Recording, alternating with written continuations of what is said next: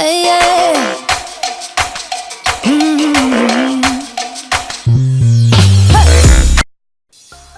достар екен, қалдарыңыз қалай? Сіздермен бүгін Динара Ибраева айтып өтейін. Жағында мен 25 жасқа толдым.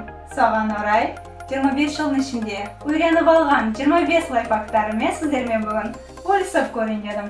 Ал идеяны америкалық видеоблогерден Дженна Марблстан алдым. Солай болса, хронологиялық тәртіптен бастадым.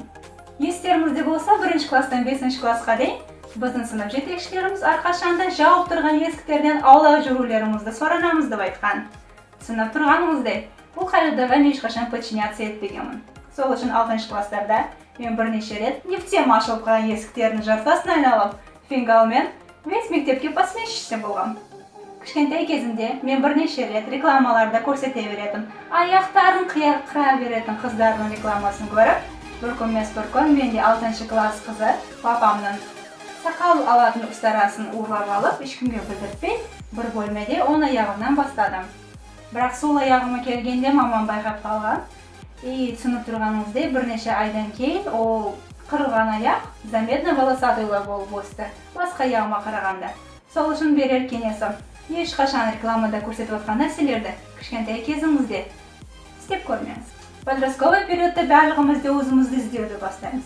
Сондай кездерде киноларда, шоуларда көрсетілетін бізге жағын персонаждарға подражать ету ол жаман нәрсе емес деп ойлаймын.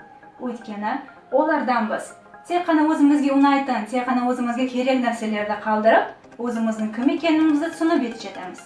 Сол үшін подражать етуден намыстанбайық. Биыл барлығымызде 13 причин почему сериалы Селена Гомес продюсер болып выступать еткен көрдік деген ойдамын. Сондықтан ол сериалдан бір заключение қылдық деген ойдамын. Ол заключение өмірінде бір қиыншылықтар болатса, бір издевательстволар болатса, біреудің ешкімге білдіртпей страдать етпеуі туралы. Айланып келгенде барлық стрессовый ситуациялар, барлық негативный эмоциялармен қосылғанда коктейль молотовын создавать етеді. Бір күн ешкімге айтпай, соны ішімізде сақтай беріп, бір күн атылып кетеміз. Бұндай уақыттарда жаман жолдарға өтіп кетуі мүмкін адам, типа наркомании, выпивки или просто самоубийство деп айтпақшы. Сол үшін достарым болсын, туысқандарым болсын, әке-шешем болсын, әрқашанда издевательстволар болатқанда олмен бөлісіп көр. Өйткені өзіңді ішіндегі нәрсені босатасың, плюс біреуден жақсы бір советтерді естіп қалуға болады. С другой стороны, ол сенің үстінен күліп жатқан адамдар сен сияқты әшейін адамдар. Просто олардың өмірлерінде қазір қарап таласа кетіп жатыр. Сол үшін өздерінің бейшаралығын, өздерін никчемный екендігін, хотя бы на 5 минут естен шығарам деген ниетте, олар налево-направо бәрінің үстінен издеваться етіп жүреді. Вампирлер сияқты, энергетический вампирлер сияқты. Сол үшін оларды осуждать етіп, или оларға қапа болма. Керісінше, сочувствовать ет. Сүйкімсіз түрінде болып переживать етім. Менде жас кезімде, кішкентай кезімде, мектеп уақыттарында кішкентай көздеріме бола қатты комплексовать етіп, общий түрімді ешқашан бір нормальный түрге түр деп есептемеген. Сондықтан бір күн мен бір жақсы досым бұрнымның әдемілігіне хәуес қалып, маған басқа жерлеріме көзімді ашты деп айтуға да болады. Айтар кеңесім, в общем, біздің кемшіліктеріміз, жақсы жерлерімізбен қосылғанда бұл өмірде ешкімді жоқ образды создавать етеді. Сол үшін кемшіліктерін сен минус емес, изюминка қылып воспринимать етуіңді соранамын.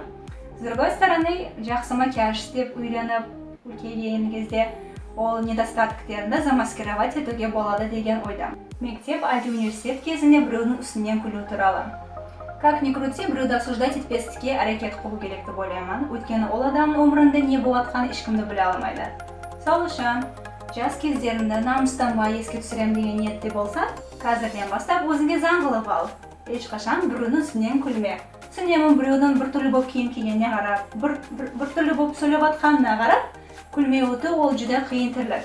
Бірақ бір рет үйренбасаң соны, ары қарай оңай болады деген ойдамын. Менде көпкеден 17-16 жасқа дейін дешевый аяқ киімдерінің фанатына айналғам. Өйткені мен в принципе ешқашан аяқ киім ауру болмағам. Сондықтан bir сезон сол аяқ киімдерді киіп, имеется в виду дешевый аяқ киімдерді, кейін лақтырып тастаймын деген ойда оларды көп количестволарда сатып алған. Бірақ айналып келгенде оның барлығы зарар екен. Өйткені олардан шығып жатқан аяғымыздан жаман істер болса, натоқ тышы, мозольдер барлығы аяқтарымыздың эстетикалық видін құртып тастайды. Сондықтан берер кеңесім, лучше шіле дешевый аяқ киімдерді емес, общий средний аяқ киімдерді сатып алуға да болады деген ойдамын. Подростковый периодта барлық гормондарымыз обостряться етіп, подострелы, конечно же, әке-шешемізді түсіп қалады. Әке-шешеміз бұл өмірдегі біздің ең преданный фанаттарымыздан бірі. Сол үшін әке-шешелерімді ешқашан ренжітпеймін, ни при каком ситуация деген. Комплимент айту туралы. Көпкеде менде осы комплимент айтумен подхалимажылықтың парқына жетпегенмін. Айланып келгенде ол әртүрлі нәрселер болып шықты. Біз комплимент жасап жатқанда адамның действительно бағалап, жақсы деген нәрсесі үшін өзіміздің бір сол әсемділікке, сұлулыққа, жақсылыққа деген отношенияларымызды подчеркнуть ету үшін жұртқа комплимент айтамыз. И, естественно говоря, комплимент ешқашан көп болмайды. Сол үшін комплимент айтудан ешқашан намыстанба. Мектеп кезінде менде осы смоки айздың жертвасына айналып, азаннан кешке шейін қау-қара қылып көздерімді стиле енота қылып бояп алған уақыттарым болған. Бірақ берер кеңесім, бұндай макияжды повседневно или там круглосуточно емес, определенный бір мероприятиялар болсын или вечеринкалар болсын, соларға жағуларыңызды совет беремін. Өйткені мен сияқты подростковый периодта оларды бесконечно жағып жүре беретін болсаңыз, адамдар сіздерді неправильно воспринимать етуді бастайды. Өйткені ондай макияж доступностьпен ассоциироваться етіледі. Так что телефонда біреумен сөйлесіп жатқанда естіп тұрмын деген дауыстарды шығару. Типа, ага, я деген сияқты. Көпкеде менде осы телефонмен біреумен сөйлесіп жатқанда практически ешқандай дауыстар шығармағанмын. Өйткені мен сен действительно естіп тұрмын. Очень внимательно деп айтпақшы. Бірақ айналып келгенде мені собеседниктерім тыңдап тұрсын ба мені, сен кетіп қалмадың ба басқа жаққа, неғып дауыс шығармайсың деген сұрақтарды мың рет айтқан болса керек. Сондықтан, көптеген психологический әлде женский журналдарда бір советті оқып көрген болсаңыз керек. Ол совет біреумен сөйлесіп тұра отқанда тік көзіне қарау туралы. Бірақ менің ойымша ол противоположно полға действовать етпейді деген ойдамын. Өйткені біз еркектермен сол с глазу на глазу қылып сөйлесіп жатқанда, волны симпатии, волны флирта, волны еще чего-то жіберіп жатқандай бірдей боламыз.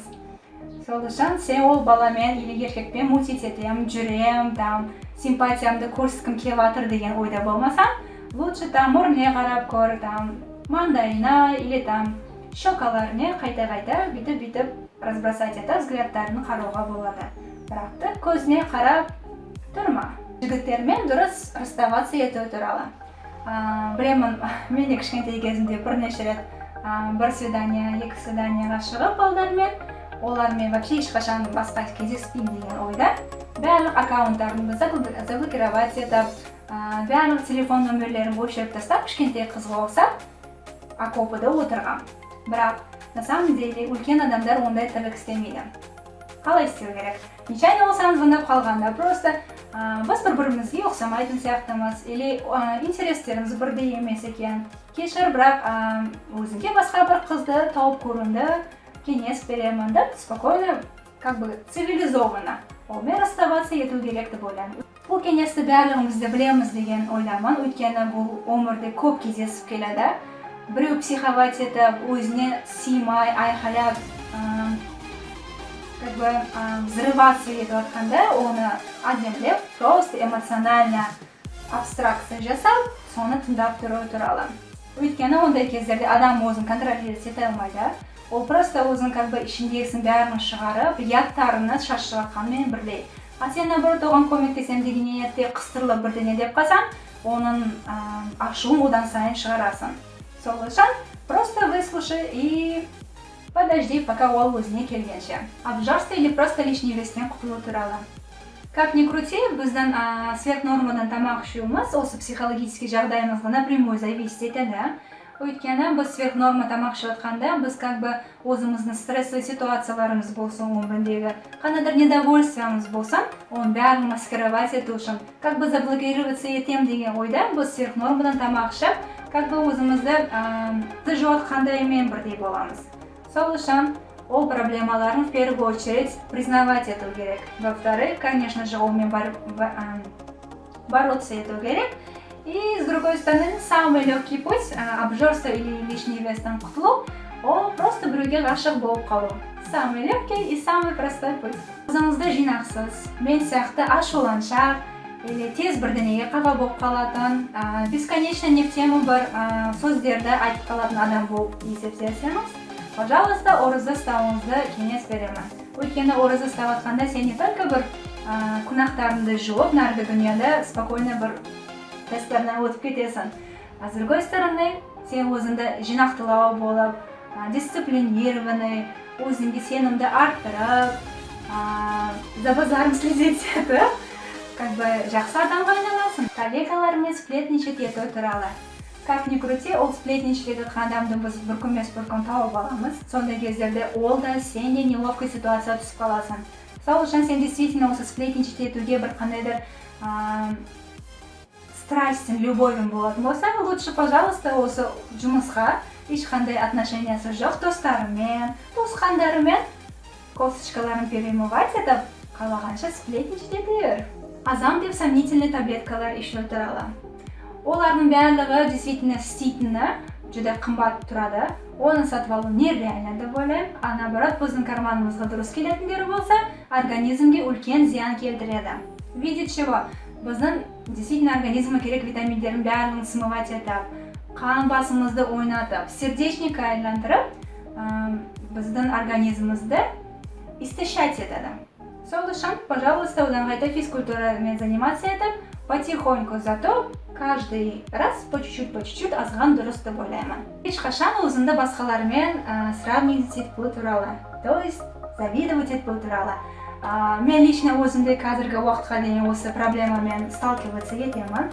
Мен ужасно завистливый адаммын. Сондықтан берер кеңесім, лучше сіз сол завидовать етіп жатқан адамдан полностью отрекаться етіңіз. В каком смысле? ВКонтакте болсын, Инстаграмдағы страничкалар болсын, бәрін заблокировать етіңіз, вообще ойдан шығарыңыз. Сондай кездерде өзіңізге деген сенімді қайтадан өзіңізге қайтарып алып, ол адам туралы ешқашан ойламай, спокойно жүруге болады деген ойламын. Біреудің личный пространствосына кіріп, оны неловкий ситуацияларға келтіру туралы. Личный пространство не деген осы. Психологический понятиеде личный пространство ол бір қолдан шамасына келетін бір зона комфорта деп айтуға болады. Сондай кездерде көп адамдар негізі сол зона комфортаға сен кіріп келіп жатқанда, оларға угрожать етіп жатқандаймен бірдей болады. Сондықтан сен действительно білмейтін адамдармен ондай эксперимент жасап көрмеске совет беремін. Ол личный пространствоны сен тек қана туысқандарың, действительно танитын адамдардың арасында көруге болады деген ойдамын. Қазіргі заманда барлық жерде Wi-Fi, интернет бар. Сол үшін идиотский или қайта-қайта звондап, туысқандарыңды, достарыңды мазалап отырғаннан көрі, пожалуйста, Google-мен воспользоваться ет. Өйткені Google-дан правописание болсын, табайын деп атқан адрес болсын, бір жақсы тамақтан бір рецепт болсын, қазіргі уақытта Google-дан практически барлық нәрсені табуға болады. Әрбір қыздан шашын бояғысы келетін период басталады. Сондай уақыттарда химикатқа тола бір краскаларды сатып алып, шашынды мучить еткеннен көрі, қынаны сатып алып, олардың шашынын питать етіп, витаминдерға бай болған цветінді алмастыруға болады деген ойдамын. Конечно же, блондинка болу алмайсыз, бірақ зачем блондинка болу, когда можно стать шатенкой, брюнеткой или просто красненькой? Азаннан кешке шейін сен жұмысын компьютермен қараумен байланысты болатын болса, заранее компьютерный очки сатып алуыңды кеңес беремін. Ең соңғы берер кеңесім, жақсы көретін, саған действительно удовольствие келтіретін хоббидан ешқашан отказать етпе. Өйткені бір күн сенің хоббин, сенің основной заработок алатын жұмысқа айлануы мүмкін. Бірақтан, сен ол хоббиға ойдым дегенде бір сағат, жарты сағат внимание ажыратуың керексің. Өйткені сондай уақыттарда сен өзің мастерствоңды одан сайын көбейтіріп, бір қандайдыр определенный жұрттықтарға ие боласың. Так что хоббиға внимание ажыратайық. Ал видеоролигім сіздерге ұнаған болса, лайк, комментарий жазуларыңызды сұранамын. Пока-пока. Arrivederci.